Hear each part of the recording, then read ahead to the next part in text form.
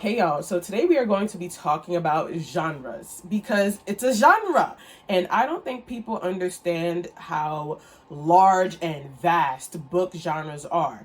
And the context of this is because I keep seeing videos where people say, I don't really read romance books because they all have the enemies to lovers trope. I don't read romance books because it's this dark shadowy guy and they'll name like a trope. But they'll generalize the entire genre. And genres are huge. You cannot do that. You cannot do that, right? Like, you can do whatever you want. I'm not saying that you can't do that, but it's just like, I'm going to explain. Just follow me, okay? Because I don't think people understand how genres and tropes and age groups work. So that's what this video is going to be about. So somewhere on this screen, we have a graphic that's going to explain the other graphics I'm going to show you. So the red color represents the highest amount of books found in this category. The orange is then a lower amount of books as opposed to the red. The yellow is lower than the orange, then it's green, which is even lower than the yellow, and then there's blue, which has the least amount of books in that category. So I just want you guys to understand that scale before we continue, okay? Like I said, you can do whatever you want, but I want you guys, if you're gonna have an opinion, let it be an informed one.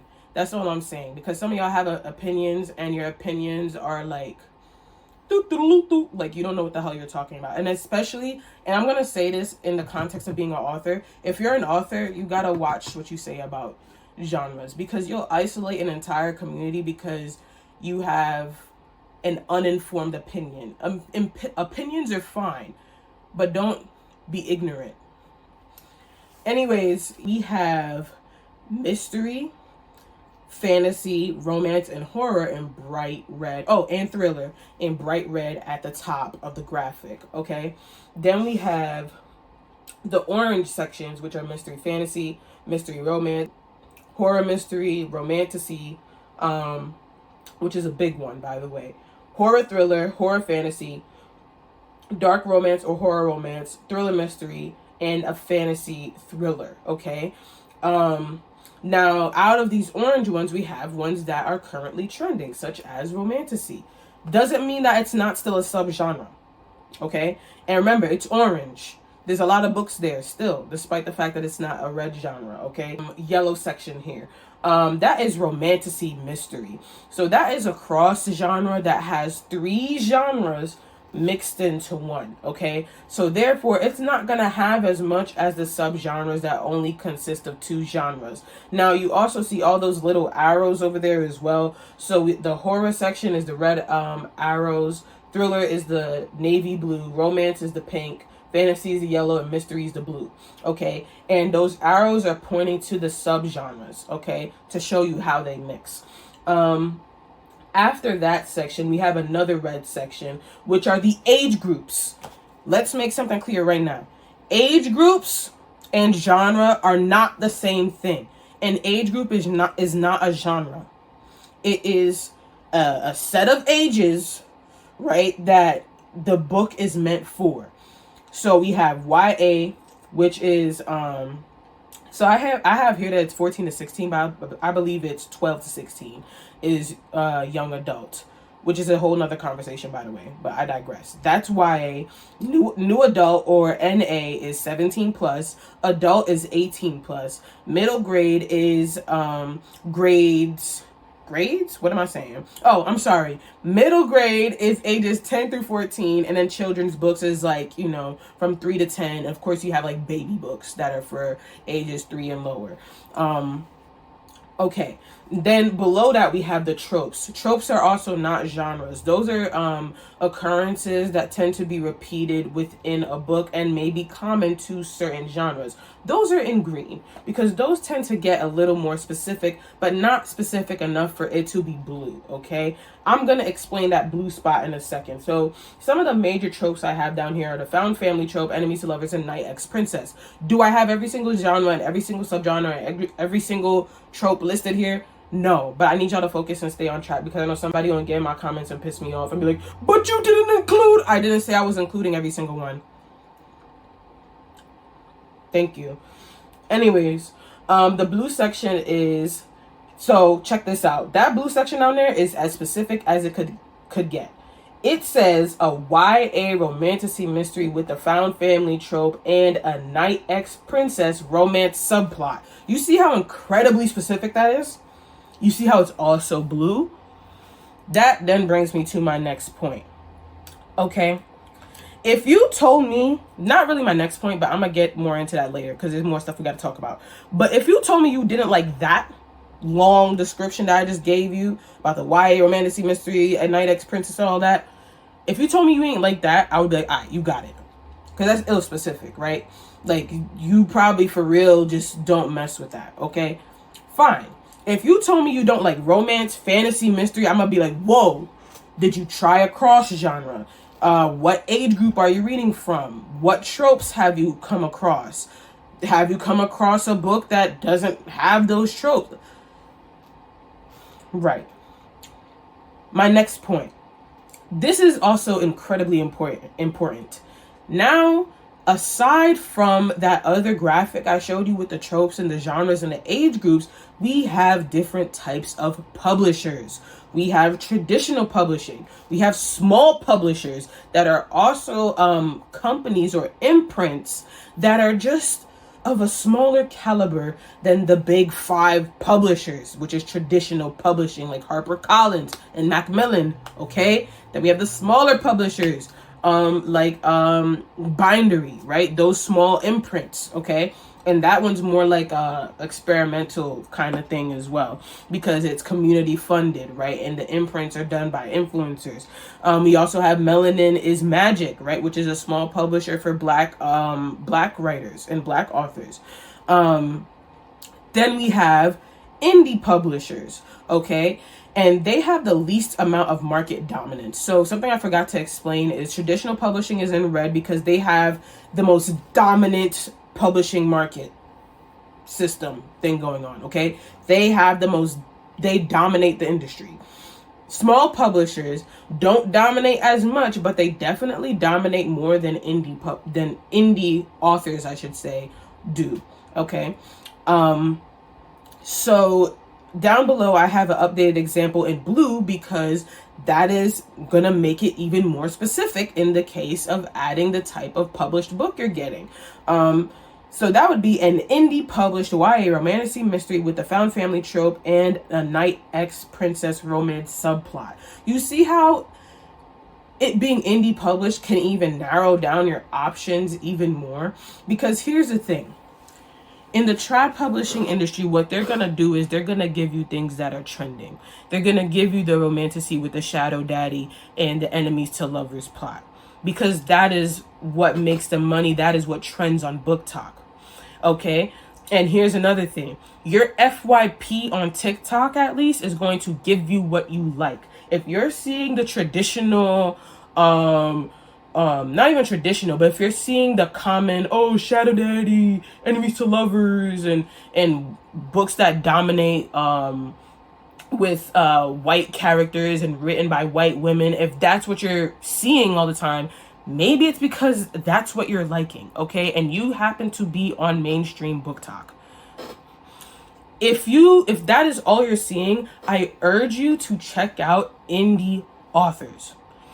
Indie authors are going to give you things that you haven't seen before because they're more willing to take risks. The traditional publishing market is about selling and making bread.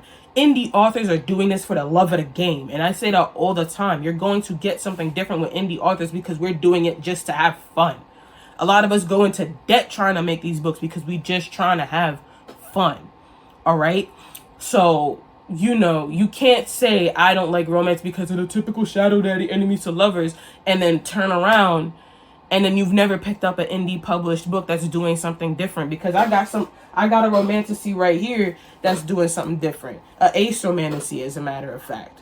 And that's another thing. Have you tried a book with queer characters? Have you tried a book with that sapphic? Have you tried a book with trans cat? Have you tried something else? Or did you just generalize the entire genre pool because of a few mainstream books that you've come across?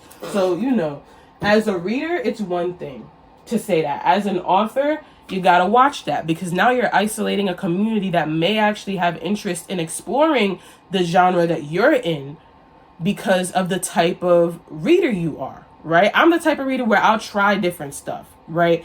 If people see that, you might get other audiences to try and read your book, but you start isolating people, I don't think that's best for marketing, in my opinion, but you gonna do what you want. So that then brings me to my next point about the fundamentals of a genre. So if you say, I don't like fantasy because I can't get through the world building, I'm gonna agree that you just don't like fantasy. I'm not gonna recommend any fantasy to you. And the reason why I say that is because world building is a fundamental of fantasy. So we're talking about magic systems, political intrigue, imaginary settings, regency.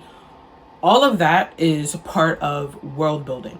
If you don't like any of those things, you're not gonna like fantasy. Why? Because it is a fundamental, meaning it is foundational to the genre of fantasy. Therefore, I agree. Fine, you don't like fantasy. This is the same for like romance. Oh, I can't get into romance because I just think romance is cheesy. I don't like the romantic relationships. I just can't get into that, right? Okay, then don't read romance. You don't like reading about romance, so you don't like the romance genre. Fine, you can't have a romance without romance. Okay, so that's the type of stuff I'm talking about. Another example is I don't like fantasy because I don't like dragons.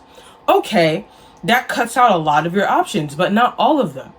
Read a fantasy that doesn't have dragons in it. Every fantasy book doesn't have dragons in it. If the dragons is what you can't get over, then don't read a fantasy book about dragons. That doesn't cut out every single fantasy book because it's not a fundamental. It's just something that happens to be common within the genre of fantasy. Me personally, I don't like werewolves. I don't want to see any shape-shifting dog character, man. I don't want to see that. Right? So that's, however, I love the genre fantasy. I just don't read anything with werewolves in it because I'm not interested. So I just don't read that. You see how that works? Anyway, the next example is I don't enjoy trad published YA fantasy with the enemies to lovers tropes. You say that, I'ma agree with you. You know why? Because that is ill specific. Okay? You know exactly what you want, exactly what you like and don't like, and that's valid. Okay? But I have a problem when people say things about a genre that they don't know enough about in order to exclude that genre. And it's one thing to be a reader and say those things. It's another thing to be an author and say those things. Because like I said, when you're marketing, you don't know who's reading in multiple genres. You don't know who likes mystery as much as they love romance. And if you're writing a mystery and you say, I don't like romance because of this generalization about this genre that I don't know enough about, you're cutting out an audience of people no matter how small it may be. And I don't think that's fair to the reader. And I just don't think that is a very intelligent nor wise thing to do. Okay. Me personally, I'm the type of author where I will try different genres. All right. I said in one of my other YouTube videos that I'm reading, not really reading, but like audiobooks count as reading. Audiobooks count as reading. I'm listening to a lot of audiobooks that are nonfiction. I'm listening to memoirs. Okay. I read thrillers every now and then. I read mysteries every now and then. I read cross genres of fantasy and thriller, fantasy and mystery. I read a horror fantasy last year. I even tried Never Whistle at Night, which is a collection of indigenous horror stories. So it's like I try different things because I, as an author, believe that I can learn something from every genre. For horror, I feel like horror is really good at building. Horror and thrillers are really good at building suspense. Okay, you want suspense, you read those two genres. Another thing that I think is exclusive to horror, if you want to make something that's gonna like make people uncomfortable, or you want to talk about injuries or like bodily things that are supposed to make the reader feel uneasy, you want to talk about that stuff, you read horror. Okay, if you want to really make your reader like feel something that's like difficult to like get through, horror is really good at that. Fantasy is really good at teaching you attention to detail, right? Because when you're doing all that world building, you better be paying attention, girl, because you're gonna get lost in said world. Okay, so fantasy is really good for building attention to detail. Mysteries are really good at suspense as well, but it's also really good at plot. You want to know how to build a good plot or a good plot twist, or to throw somebody's off the sense of a plot twist, or even red herrings. You want to learn about stuff that you could also implement into genres like fantasy as well, or even romance as well, because you can implement those things into those other genres, right? But mystery is really good at doing those specific things. So if you want to learn about it, it's good to read fantasy.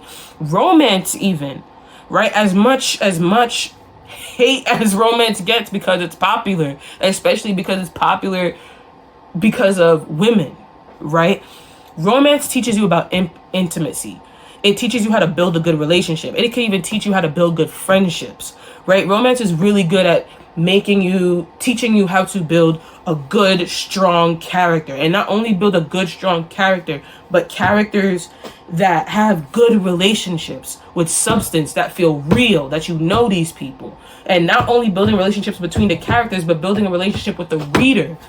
Okay, because romance gets intimate and emotional like that. So romance is really, really good for that. And you can also implement that in genres like fantasy and mystery, because every story has characters.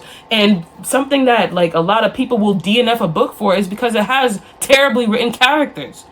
And a lot of y'all that probably sit here and say, oh, well, I don't read romance because of this generalized specific thing that I say every romance has, so I'm never going to pick up like, for the people that say that, I'm going to assume that your characters aren't that great.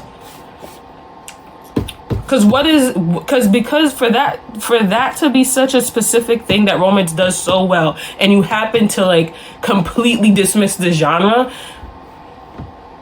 can I trust that you're gonna write a good set of characters, especially female characters? Like, if you plan on writing women characters and you can't get into a genre that mostly women read, toss the iPad. I have questions. I got questions. But anyway, I say all that to say, from the perspective of an author, you should consider this video and consider the things I said in this video. You don't have to listen to me. I really don't care if you do or don't. But what I do know is that I know what I'm talking about. And what I do know is that I definitely got an English degree. And what I do know is that I definitely work in a library. And what I do know is that I definitely have 2 awards within the academic space where I got my English degree. That's what I do know. I do know that I know what I'm talking about. You don't have to listen to me. You don't even have to agree with me. Matter of fact, you might even have some valid disagreements. That's all good and dandy. But at the end of the day, I know what I'm talking about. That's neither here nor there. Anyway, I'll see you guys next time.